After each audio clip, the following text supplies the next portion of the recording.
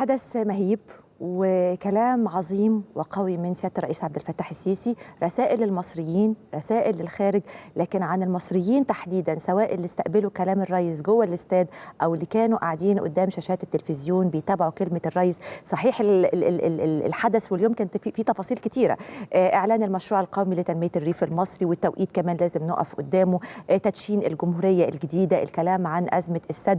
الناس اطمنت لما سمعت من رئيسهم، لما سمعوا من قائد الدولة المصرية احنا شغالين ازاي، انه لا داعي للقلق، نقف قدام نفسنا، نشوف بلدنا، نشوف نفسنا وقدراتنا، مفهوم القوة الشاملة للدولة المصرية. كلام في منتهى العظمة الحقيقة، وتحس بالفخر وتحس انك معتز بمصريتك ومعتز ببلدك ومعتز بأجهزة بلدك ومعتز برئيسك الحقيقة. فالكلام ده هنتوقف أمامه وهنرصد رسائل الرئيس عبد الفتاح السيسي وازاي تعاطى معها المصريين وازاي تعاطى معها كمان الإعلام الغربي ومراكز صنع القرار. النهارده مع حضراتكم في الحياة اليوم برحب بسيادة العميد خالد عكاشة، مدير المركز المصري للفكر والدراسات الاستراتيجية. أهلا وسهلا بحضرتك يا سيادة العميد.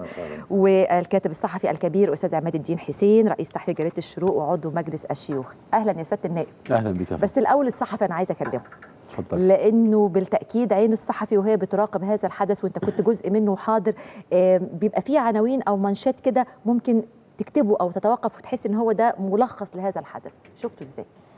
اليوم كله على بعضه كان ممتاز، ولأنه شفته وعشته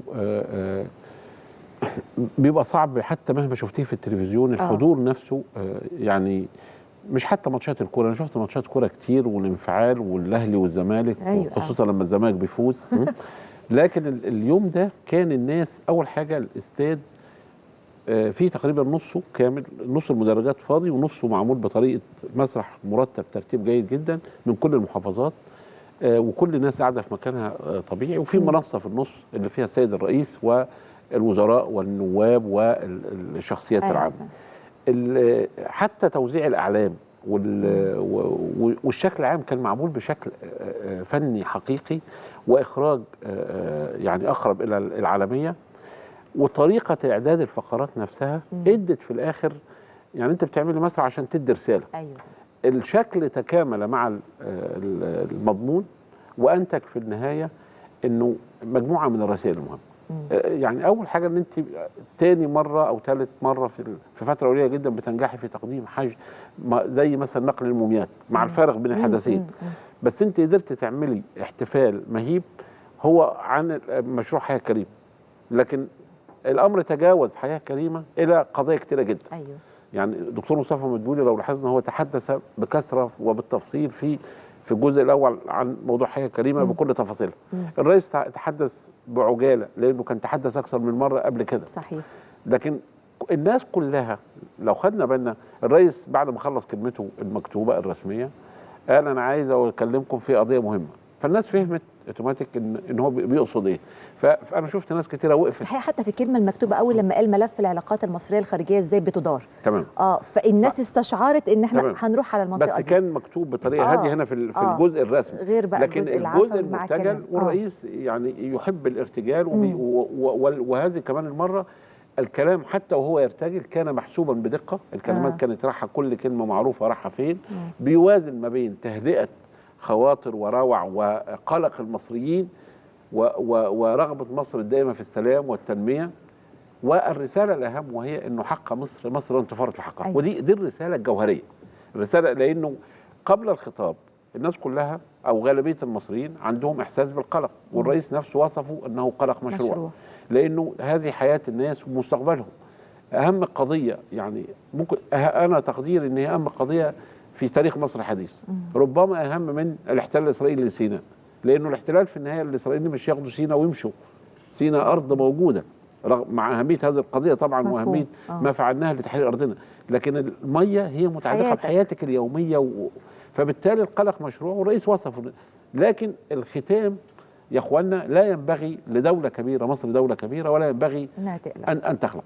الحاله العامه، الناس اللي سمعت الخطاب كويس جدا وركزت فيه، اللي كان داخل وعنده قلق، هذا القلق هدي والناس اطمأنت لحد كبير، لانه رئيس الجمهوريه بيقول لهم انا مش يعني وجودي، وحتى حط نفسه والجيش بيقول لهم. سياده العميد، يعني حضرتك شرفتنا طبعا على مدار الفتره اللي فاتت، كنا دايما بنستعين بحضرتك نشوف الازمه رايحه فين، احنا بنعمل ايه الانطباع المبدئي اللي خرجت بيه من الحدث ومن كلمه الرئيس اول امبارح؟ الانطباع المبدئي والشامل أيوة. ان الدولة المصرية دولة كبيرة، دولة واثقة من نفسها، عندها درجة ثقة عالية جدا، بتكلم الداخل وبتكلم الخارج، بترتب البيت الداخلي، بترتب الخواطر، بترتب مساحات القلق كما أشار الأستاذ عمان من دقايق. مساحات قلق مشروع، بس تحتاج إلى ترتيب وإلى وضعها في وضعها الصحيح. وضعها الصحيح ظهر في المؤتمر بحالة تأييد غير مسبوقة. مصر كلها كانت ممثلة في استاد القاهرة. صحيح. أعتقد كل الأطراف الخارجية شافت حجم التضامن والارتباط الشعب المصري جوه الاستاد وهتافاته وكلامه مع الرئيس ازاي؟ مع القيادة السياسية، مع القيادة السياسية، مع قيادته، مع رئيسه، في خيوط غير مرئية من الثقة ومن الود المتبادل ما بين القيادة السياسية وما بين الشعب.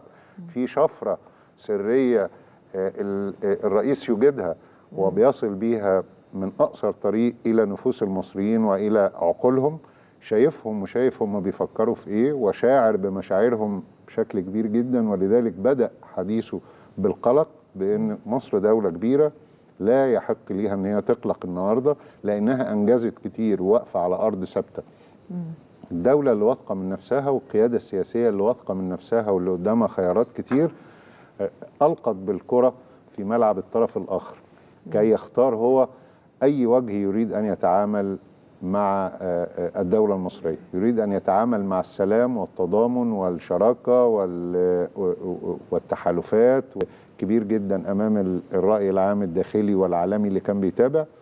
والجزء الاخر قال انا حتى في دي مش هقدر اتحدث فيه. وده يعني حتى درجه الشفافيه ودرجه الاتصال ما بينه وما بين الراي العام المصري يصل الى مرحله ان هو بيقول له انا هقول لك الجزء المسموح بيا واللي يليق ان انا اقوله كقائد للدوله المصريه ورئيس للدوله المصريه. فانا شفت حجم ومساحه ثقه هائله مرتكزة الحقيقة على رصيد حقيقي، مرتكزة على دولة كلها بتشتغل.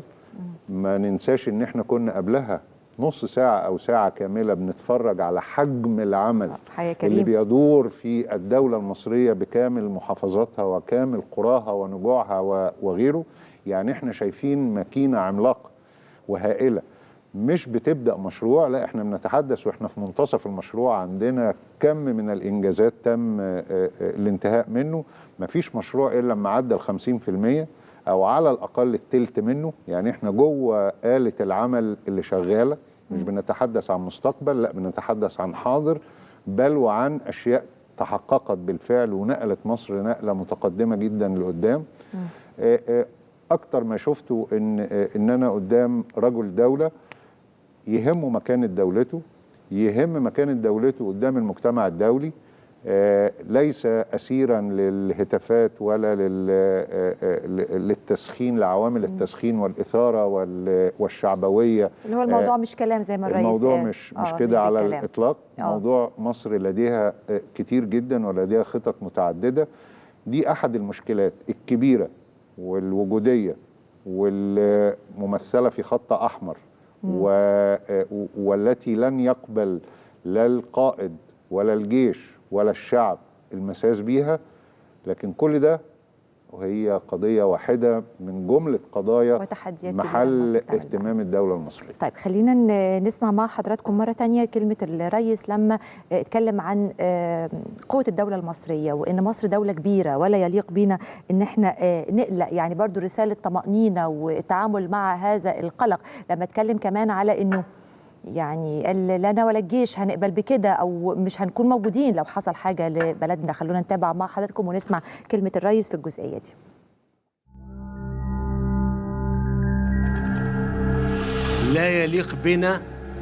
لا يليق بنا ان نقلق ابدا.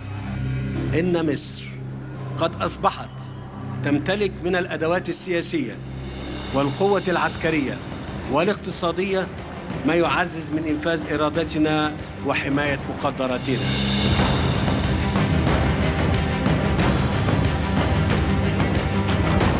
إن المساس بأمن مصر القومي خط أحمر ولا يمكن اجتيازه، شاء من شاء وأبى من أبى.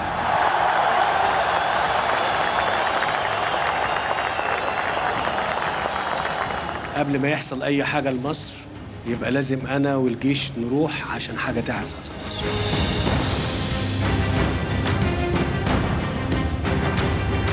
إن ممارسة الحكمة والجنوح للسلام لا يعني بأي شكل من الأشكال السماح بالمساس بمقدرات هذا الوطن، لا مساس بالمية الخاصة بمصر. بنقول للآخرين انتوا تعيشوا واحنا هنعيش، تعالوا نعمل اتفاق قانوني ملزم يحقق لنا الخير جميعا، لنا ولكم. كلمة أنا بقولها لكل من يهمه الاستقرار والسلام والتنمية. ومصر دولة كبيرة، مصر دولة كبيرة.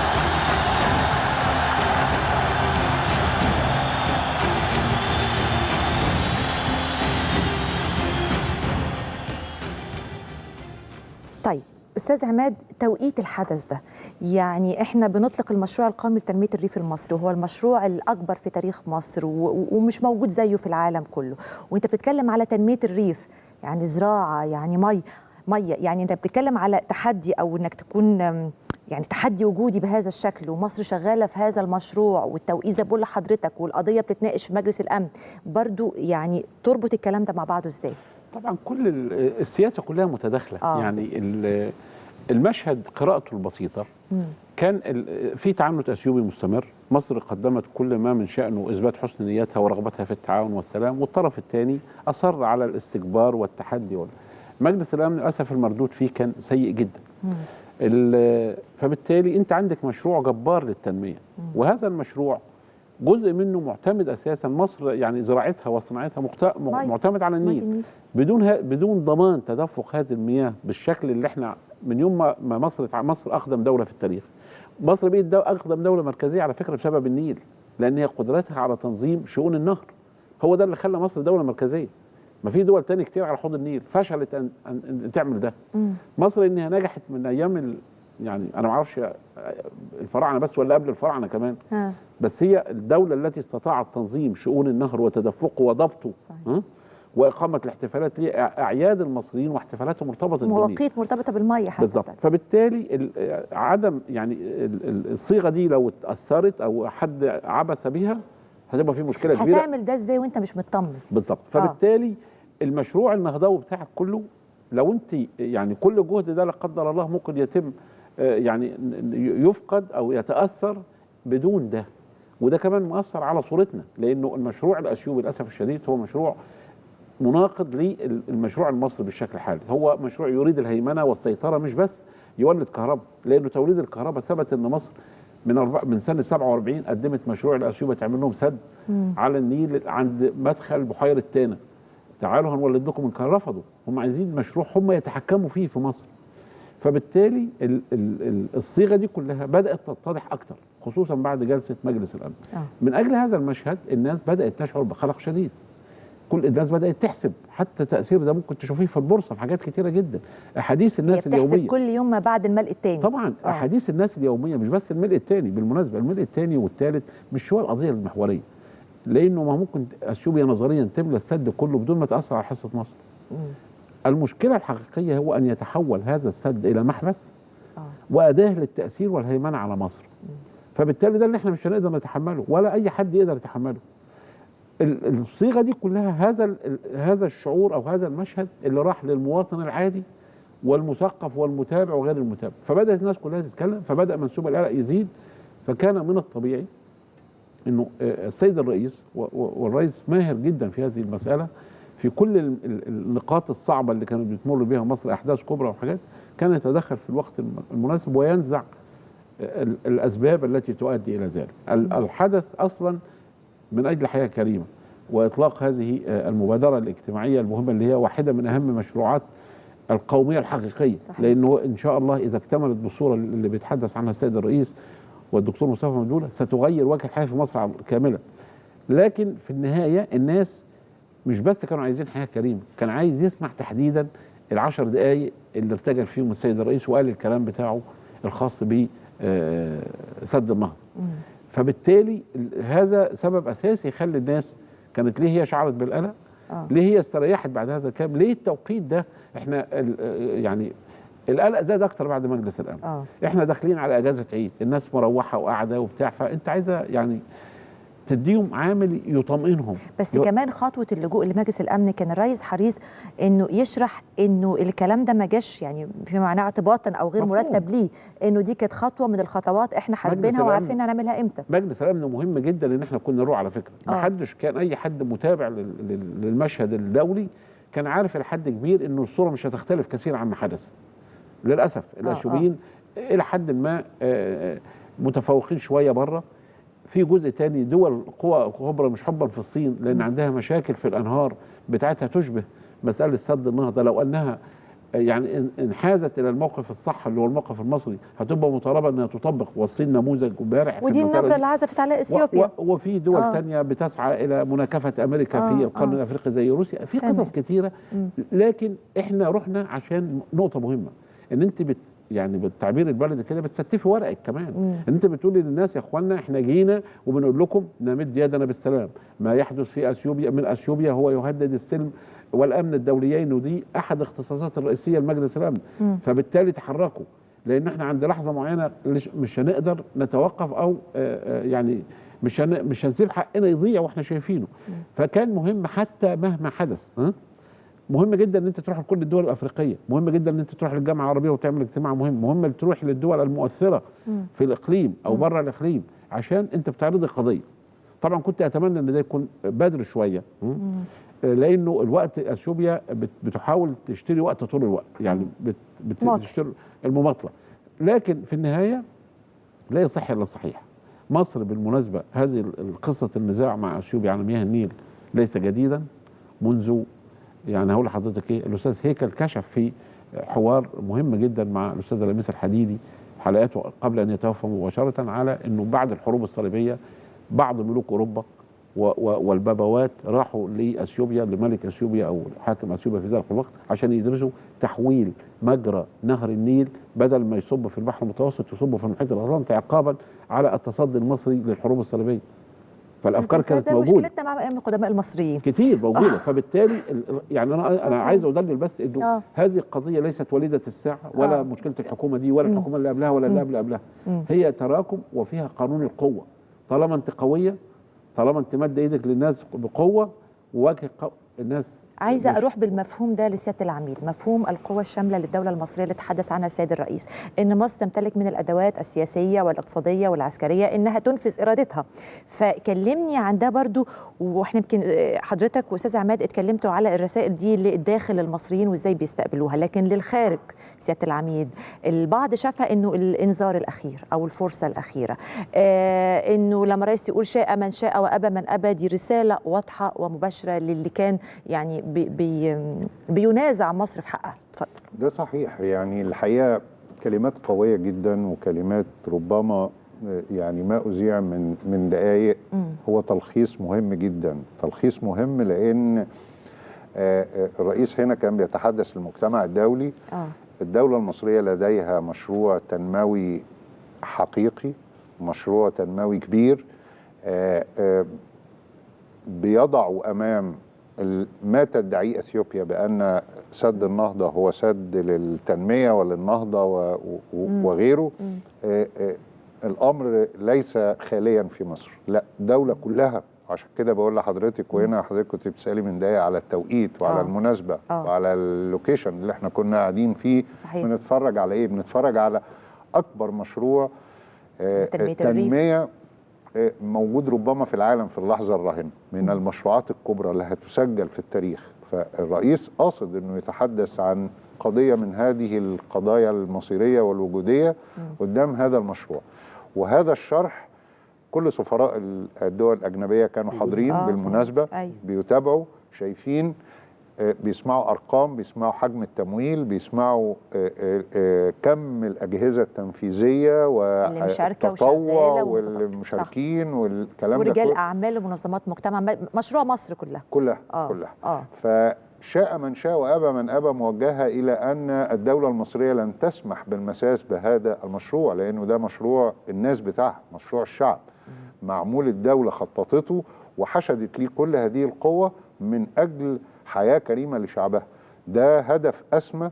الرئيس وهو بيكلم العالم بيقول أنا ما بقاش موجود والجيش ما يبقاش موجود، لأنه هنا بيحافظ على، مش عايز أقول يعني الوجدان الشعبي فعلا، بيمس الوجدان الشعبي، بيقول للعالم كله إن أنا ورايا الشغل ده، مش هسمح لحد إن هو يمس ولا يقترب من مقدرات هذا الشعب. الشعب ده يحق ليه إنه يعيش حياة كريمة، والدولة مسخرة جهدها كله وحاطة كل تمويلها وحاطة كل دخلها في هذا المشروع.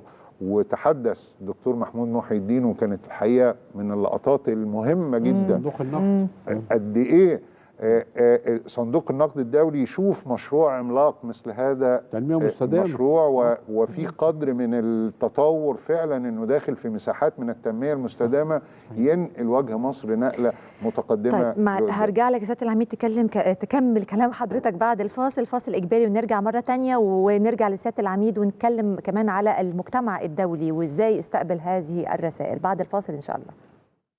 برعاية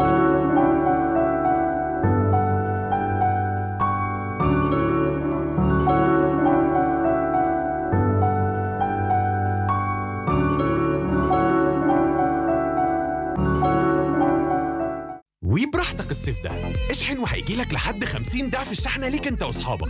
ومش بس كده، ممكن كمان تكسبوا 6 عربيات اودي Q2 S لاين الجديدة قبل اي حد. مستشفى شفا الأورمان، كل طوبة فيها باسم مصري، كل حائط فيها باسم مصري، وكل عمود فيها باسم مصري. كمل معانا واكتب اسمك على حائط الشفاء علشان نقدر ندعم مريض سرطان الصيد. ادعم المستشفى رقم 1 مستشفى شفا الأورمان لسرطان الكبار بالصيد. ادعم المستشفى رقم 2 مستشفى شفا الأورمان لسرطان الأطفال بالصيد. خلي اسمك أو اسم عيلتك، مجموعتك، مدرستك أو جامعتك، خلد الاسم الغالي عليك ب25,000 جنيه بالتقسيط على 25 شهر. مستشفى شفا الأورمان، صعيد بلا سرطان إن شاء الله. اتصل على 19 455 يصلك مندوبنا لحد باب البيت. البلازما باختصار هو سائل أصفر شفاف موجود بوفرة في الدم عند كل الناس. البلازما مستمرة وبتتجدد على طول، وبتحتوي على مكونات مهمة بتعالج أمراض كتير زي أمراض الدم، الفشل الكلوي، أمراض الكبد، الحروق والهيموفيليا. اتبرع بانتظام علشان تنقذ أرواح ناس كتير. العلاج في إيدك، العلاج جواك. المشروع القومي للتبرع بالبلازما من وزارة الصحة، مبادرة السيد رئيس الجمهورية للتصنيع والاكتفاء الذاتي من مشتقات البلازما.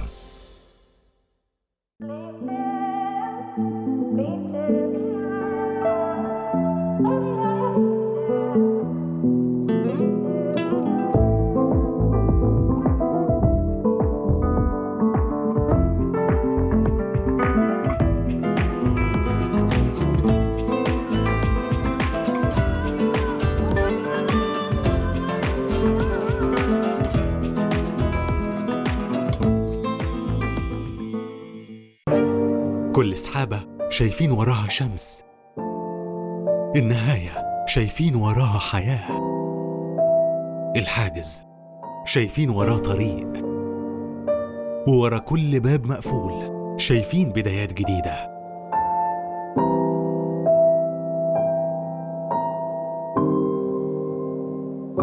وكل مشكلة شايفين حلها.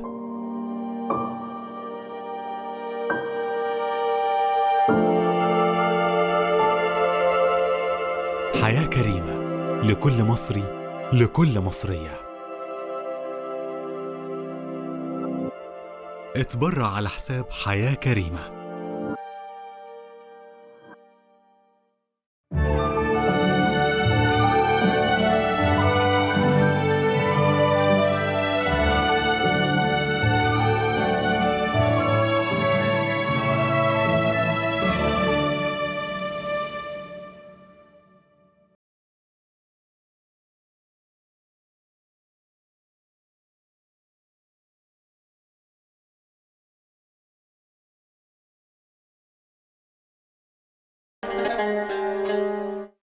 الله أكبر الله أكبر.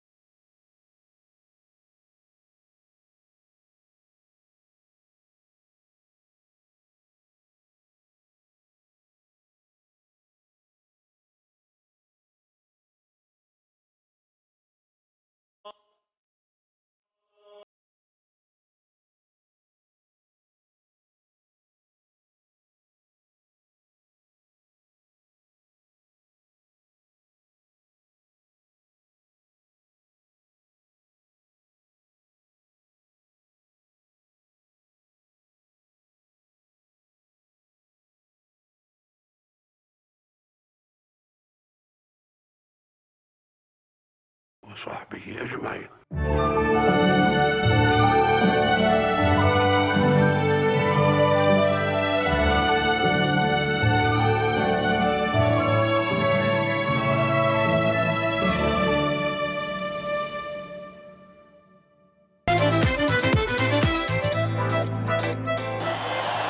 شعب مصر العظيم، أيها الشعب الأبي الكريم، الحضور الكرام، أقف متحدثاً إليكم اليوم في لحظة يمتزج في نفسي مزيج من السعادة والفخر. كانت التحديات كبيرة، ولكنها أبداً لم تكن أكبر أو أقوى من إرادتنا على مواجهتها. وما بين مدن جديدة تتسع لكافة المصريين في كل ربوع الوطن، وإسكان اجتماعي يوفر المسكن الملائم لشبابنا، وتطوير للمناطق الخطرة وغير الآمنة للقضاء على العشوائيات، وأنني أعلن اليوم انطلاق هذا المشروع الطموح مستعينا على تنفيذه بالله وبثقتي في قدرات المصريين دولة وشعبا، فإنني أعتبره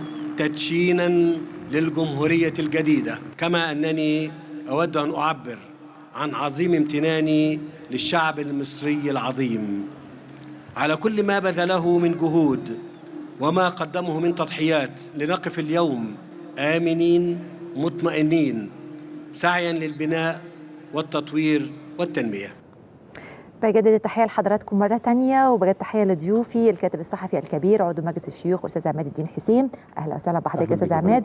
وسيادة العميد خالد عكاشة مدير المركز المصري للفكر والدراسات الاستراتيجية. وكانت الكلمة مع حضرتك سيادة العميد قبل الفاصل لما كنا بنتكلم عن المجتمع الدولي وإزاي يستقبل هذه الرسائل وتوقيتها. اتفضل يا فندم.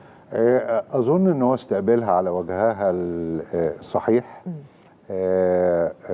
شاء من شاء وأبى من أبى، هذه الجملة أعتقد أنها موجهة إلى القوى الدولية المختلفة. الخطوط الحمراء أنا أظنها أنها موضوع في جانب منها للدولة الأثيوبية كي تنظر إلى مصر وإلى متطلباتها ومقدراتها نظرة صحيحة وواقعية. وجانب آخر من هذا الخط الأحمر أعتقد أنه هو أيضا موجه للمجتمع الدولي، أن الدولة المصرية وهي واقفة بتتحدث على لسان رئيسها أعتقد لن تسمح بأن تكون مثل هذه القضايا نهبا للمنافسات الدولية، وأن احنا مش هنضيع الحقوق المصرية. وده أمر السيد الرئيس كرره أكثر من مرة. قد يكون بعض تفصيل من هذا الحديث هو ما لم يرد السيد الرئيس أن يدخل فيه، لكن احنا كمحللين نقرأ المشهد. الذهاب إلى مجلس الأمن ومجابهة هذه القوى في عقر دارها والحديث بهذا الخطاب المصري القوي على لسان وزير الخارجية المصري هو كان موجه للمجتمع الدولي ان احنا المنافسات الدولية ما بين القوى الكبرى والتنافسات في منطقة القرن الأفريقي أو في وسط أفريقيا أو في دولة بعينها وغيره، إن مصر ومقدراتها وقضاياها الوجودية لن تسمح بأن تكون في هذا الملعب. لا، مصر قادرة. وهنا نرجع للقوى الشاملة وللمكانة. هقول لحضرتك مفهوم. وهنا أنت بتبني قوة شاملة وتشتغل على ذات الأمر، وده حديث بنحاول نستخلص مما كان يريد السيد الرئيس قوله للشعب المصري ان القوى الصلبه هي اللي فرضت الخط الاحمر في ليبيا، هي اللي نقلت الازمه الليبيه الى افاق الحل. القوى الصلبه حضرتك تقصد بيها القوى العسكريه؟ طبعا القوى العسكريه، لكن المفهوم الاوسع بقى بشكل عام. ما انا عايز ارجع للمفهوم الاوسع للقوى الشامله، الدوله المصريه سياسيا اقتصاديا عسكريا، وهنا تدشين الجمهوريه الجديده. استاذ عماد، ما القوى الشامله الناس كثيره برضو مفهوم القوه بينصرف فقط لديهم عند القوى العسكريه. القوى العسكريه جزء من القوى الشامله. القوى الشامله بما فيها قوتك الثقافيه، قوتك الناعمه، قوتك الاقتصاديه، قوتك الاجتماعيه، التماسك الداخلي بتاع المجتمع بتاعك، ده جزء من القوه الشامله قوة بتاعتك. اقتصادك، اقتصاد طبعا في الاساس، تجارتك، تاثير علاقاتك، نفوذك السياسي، نفوذك الكروي، مكانتك الفنيه، حاجات كتيره جدا شامله بنسميها القوه الشامله كلها. مجموع مواردك، قدرتك على تقديم حياه كريمه للناس، ماشي. ده في النهايه بيترجم الى مكانه، اللي بيخلي دوله زي امريكا على سبيل المثال ما بتدخلش معارك كتيره جدا، لكن تفرض رؤيتها اللي بتعمله الصين دلوقتي. الصين يعني ظلت تجاهد وتعمل لحد ما وصلت الى مرحله عامله قلق للغرب وكله والولايات المتحده، لان انت عملتي قاعده كبيره جدا من التصنيع والتجاره والتقدم والتنميه والبناء وبقيتي اهم دوله مصدره. فانت في مصر لما المثال اللي اتكلم عليه سياده العميد فيما يتعلق بليبيا، القوى التي كانت تتصارع في ليبيا قبل الخط الاحمر يعني كانت مستهتره بينا، مش واخده بالها ان في لاعب مهم جدا اسمه اللاعب المصري، او ان هو ده يعني المفروض اللاعب الرئيسي، ان ليبيا هي اكثر دوله تؤثر في امن مصر بحكم الديره وبحكم 1200 كيلو متر من الحدود وبحكم التطرف اللي كان موجود فيها. لما مصر اتحركت واتكلمت الجميع انتبه، ولذلك كان الصوره اتقلبت بعدها وبدانا نخش مسار سياسي، رغم انه احنا لو نتذكر تركيا كانت في اقصى درجات قوتها في هذا الوقت، دخلت بقوتها. الكلام حوالين ان هي خلصت انتصروا في طرابلس وبداوا يزحفوا على سرت وكانوا يقتربون من الشرق الليبي. انت لما اتكلمتي الجميع اكتشف ان في حد مهم في مصر. النتيجه بعدها ايه؟ نقدر نشوف المحاولات التركيه مع مصر. هو ايه اللي يخلي الناس تعمل كده؟ غير ان انتوا في حساب حقيقي، لغة القوة، انه في حد عنده وفي حاجات طبعا ما بتتقالش كتير. فبالتالي العباره اللي قالها السيد الرئيس بتاعت شاء من شاء، لا العباره ان انا في حاجات مش هقولها. ما هي دي رساله بحد ذاتها، يعني هي لازم احسب كلامي كويس. أيوة يعني هي هو ما قالش دي هو ما قالش العباره، ما قالش ايه هو لكن المضمون بتاعها المفروض يفهمه من يراد له ان يفهم. يعني النقطه القويه، كل ما انت قويه العلاقات الدوليه لا بتعترف بحكايه الحقوق ولا الضمير ولا الاخلاق. العالم لا يقام على قواعد اخلاقيه للاسف. كنا نتمنى ان يكون كذلك، لكن العلاقات الدوليه قائمه على قوتك، قدرتك على التاثير، قدرتك على التحرك، قدرتك على انفاذ ارادتك. هو ده اللي يعني انخراطك برضو في ازمات المنطقه ويتم الاشاده بيك من المجتمع الدولي انك بقى ليك ثقل وليك رؤيه سياسيه. اللي حصل بالنسبه لغزه وان مصر كانت الوحيده اللي والله ما رضيتش اقطع استاذ عماد الحقيقه، وكنت هقول الجزء اللي حضرتك بتشيري اليه اضافه لكل ما ذكروا في القوى الشامله وسابقه الاعمال بقى. أيوة. سابقه الانجاز، وهي دي اللي بتصنع المكانه. لان انت بتقابلي المجتمع الدولي وانت قد ايه كان ادائك رشيد وعلى درجه عاليه جدا من الكياسه ومن الرشد ومن تصرفات دوله اقليميه كبرى في ليبيا. قلنا من غير عسكري واحد، من غير طلقه واحده زي ما حضرتك قلتي، ومباشره بعديها غزه واطلاع بدور انساني وسياسي وامني هايل اشاد بيه الجميع. هي دي صناعه المكانه الحقيقيه. مكانه تخلي ان مصر تدخل ملف تمسكه، تحل مشاكله، ترتب الاوضاع، تشوف النواقص فيه وتكون مبادره وموجوده جوه هذا الملف. مفيش اطماع، مفيش تدخل في شؤون الاخرين. والقرين بتاع الكلمه على طول ان ومع ذلك انا لا اسمح بان حد يتدخل في شؤوني ولا يمس قضاياي المصيريه. هي المكانه بتصنع بمثل هذا الشكل من الاداءات، وهي دي رمانه ميزان حقيقيه. الدوله المصريه جعلت من نفسها رمانه حقيقيه لميزان الاتزان في المنطقه وفي الاقليم. ده امر احنا مش عايزين نخسره حتى واحنا بنحل مشكله سد الاثيوبي، لان وهي دي دقه المشكله بالمناسبه. وهو ده برضو من هوامش ذهابنا الى مجلس الامن، ان احنا رايحين نتكلم مع الاطراف الدوليه بلغه السياسه وبلغه السياسه طبعا. وبلغه طرح الحقوق وتقديم كشف حساب لكل السنوات اللي مضت.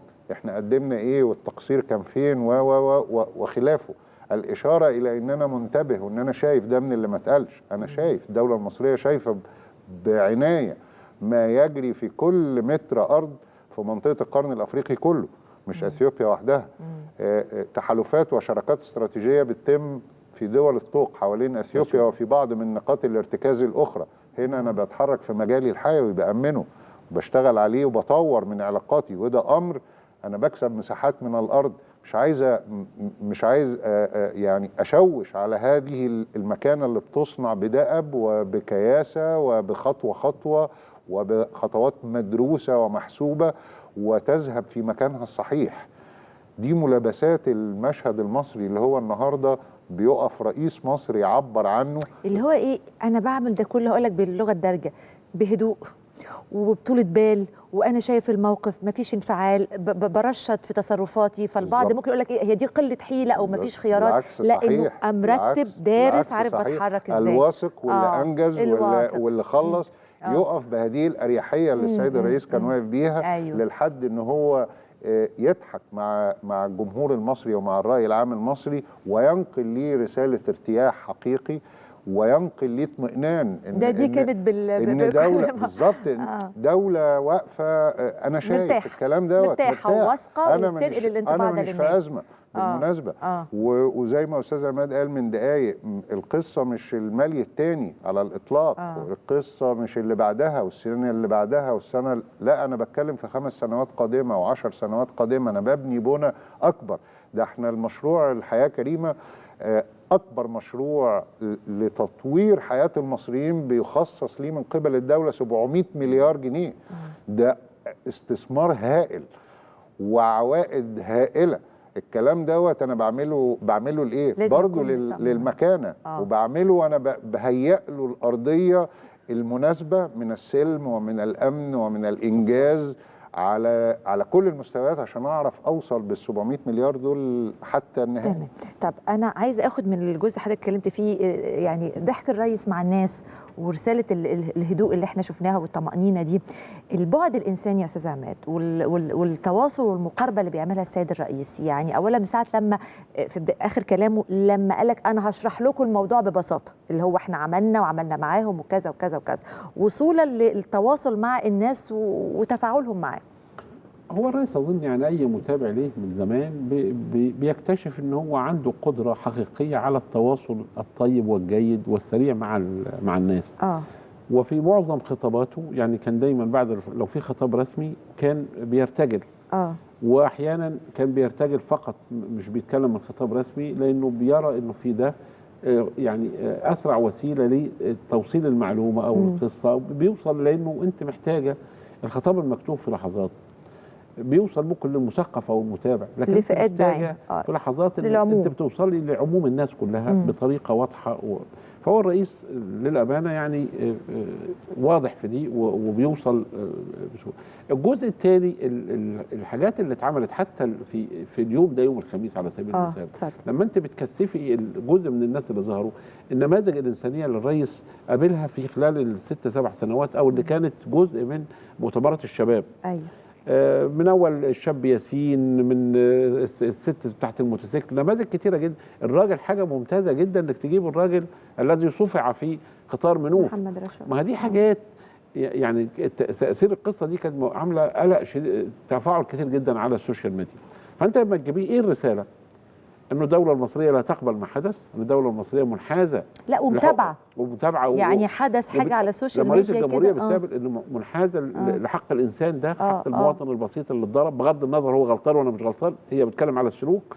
فدي رسائل قد تبدو بسيطه لكن هي بالفعل عميقه جدا. النقطه بس اللي انا عايز اضيفها في كلام سياده العميد، احنا النهارده بالصدفه واحنا بنتكلم وزير الري المصري محمد عبد العاطي راجع من بالامطار، وده مشروع مهم جدا. الكونغو من الدول بالمناسبه المهمه جدا في حوض النيل، واحد الدول التي لم توقع على اتفاقيه عنتيبه حتى الان مع السودان. احنا عملنا، الرئيس راح جيبوتي، اول زياره رئيس مصري لجيبوتي على الاطلاق. عملنا اتفاقات، علاقتنا مع جنوب السودان زي ممتازه. وزير الري الجنوب السوداني موجود في القاهره من يوم الخميس، وفي كلام عن تعاون كتير جدا. عملنا اتفاقات كانت في جنوب السودان، واكبر معرض للمنتجات المصريه موجود في جوبا النهارده، واقبال هائل مع السودان ممتازه. دي الشراكات حضرتك كنت بتتكلم عنها من شويه. عملنا مع رواندا على ما اظن اتفاق تعاون عسكري، ومع اوغندا من حوالي شهرين، ومع كينيا. فبالتالي المفهوم اللي بيتكلم عليه سياده الرئيس ان انت في جزء مهم جدا برضو الناس تفهمه. القصه مش بس عضلات وحروب عسكريه، ان انت برضو دي قاره افريقيا اللي هي الامتداد الطبيعي ليكي. فانت من مصلحتك ان ما استطيع ان انا اكسبه بالود وبالتعاون هو الافضل، لان مش محتاج فمهم جدا. وانا بواجه اثيوبيا وبواجه تعاملاتها، الرئيس كان حريص ان بيقول اشقاء في اثيوبيا، وده شيء مهم، لاننا مهم جدا ان نفصل بين سلوك القياده الاثيوبيه المتعنت والمراق وبين الشعب الاثيوبي اللي هو الجغرافيا بتحكم علينا ان احنا نتعامل معه منذ قامه القيامه، منذ بدات الحياه وحتى تقوم الساعه.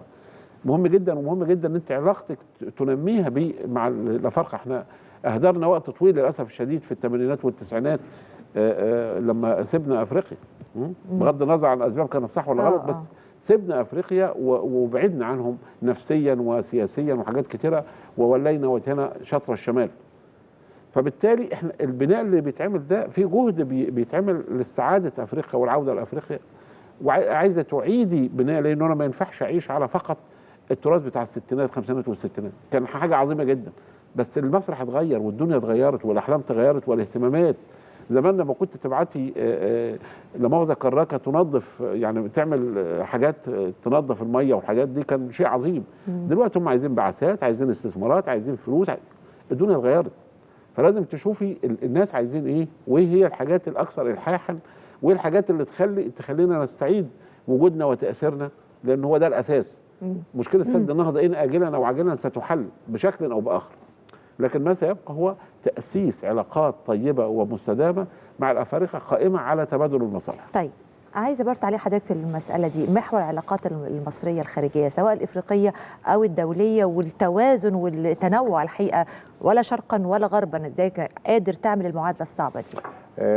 صناعه قوه شامله حقيقيه وكي اصل بالدوله المصريه ان تكون رقم مهم في الاقليم، لابد ان يكون ادائي على هذا المستوى وعلى هذا القدر من النشاط. ونرجع هنا بالذاكره لعامين فقط اثناء تولي مصر رئاسه الاتحاد الافريقي، واداء استثنائي واداء مختلف تماما واداء تصحيحي كما اشار الاستاذ عماد، بتصححي بيه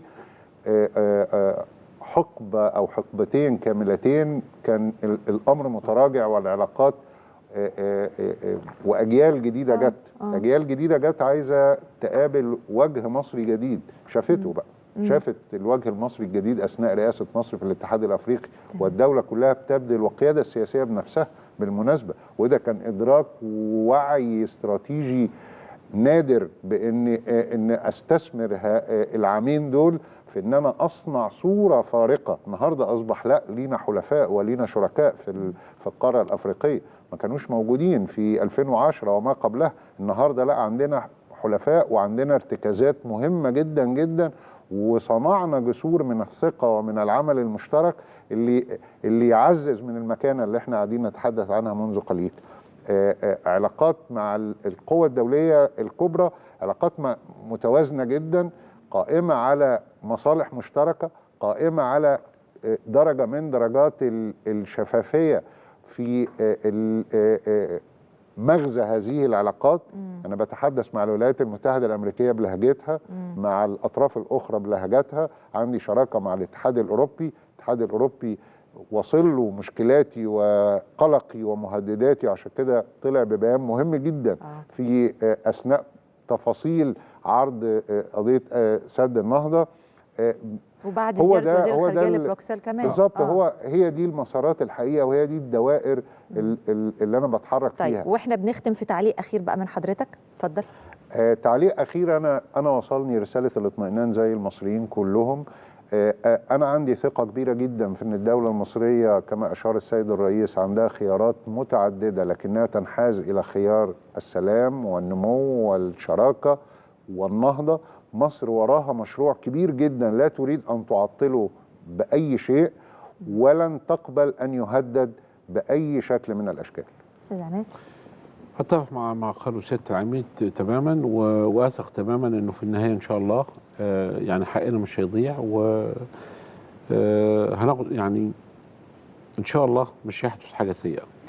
الثقة والطمأنينة والأجواء الإيجابية اللي شفناها شرط إن إحنا مستمرين بالأداء اللي بيقولوا سيادة العميد، يعني لأنه مفيش حاجة بتتم بالدور بس، الأدوار بتيجي بنضال بثمن بتدفعيه بحاجات، فبالتالي لازم نستمر في هذا الأداء. لو كان عندنا أخطاء وقعنا فيها نصلحها، نشوف إحنا اتعثرنا فيه ونصلحه، وده مش عيب خالص، وأنا واثق إن إحنا هننتصر في النهاية إن شاء الله. إن شاء الله. معركتنا معركة يعني شريفة، وقضيتنا قضية عادلة، والحقيقة يعني كلام السيد الرئيس اللي تابعناه واللي يعني كان ليه التأثير الإيجابي الكبير اللي شفناها في انطباعات ومشاعر المصريين، سواء في استاد القاهرة، سواء على مواقع التواصل الاجتماعي، سواء في البيوت والناس وهي بتتكلم. التواصل والقرب الإنساني ده، وإنه يكون في المصارحة والمكاشفة، وإحنا نبقى فاهمين بلدنا بتشتغل إزاي وبتعمل إيه وإزاي مخططة ومرتبة ودارسة كل الاحتمالات وتقدير الظروف وتقدير الموقف، زي ما قال الرئيس عبد الفتاح السيسي إنه دي معركة وجودية، واحنا بلد كبيره وبلد عظيمه، والمصريين ليهم تاريخ وليهم حاضر ومستقبل ان شاء الله، زي ما قال الاستاذ عماد وزي ما اكد سياده العميد انه لا بوحده المصريين. والرئيس عبد الفتاح السيسي قال لك كل حاجه عملناها واحنا مع بعض، كل شغل اتحقق على الارض اتحقق واحنا مع بعض، اي ازمه بنعدي بيها وبنطلع منها على خير ده بيكون بتوفيق ربنا سبحانه وتعالى، بوجود المصريين قلبا وقالبا مع قيادته ومع دولته واجهزه دولته والمؤسسات اللي بالتاكيد زي بقول انه لا تفريط. وده الجزء اللي اتكلم فيه السيد الرئيس اكتر من مره. ربنا ينصر مصر في قضيتها وفي كل المجالات ان شاء الله. بشكركم شكرا جزيلا، وبشكر ضيوفي سياده العميد خالد عكاشه واستاذ عماد الدين حسين. لبست الماسك بسرعه كده لا طبعا على استاذ عماد بس يا دوبك خلص الكلمتين بس حلو. بشكر حضراتكم واشوفكم بكره ان شاء الله.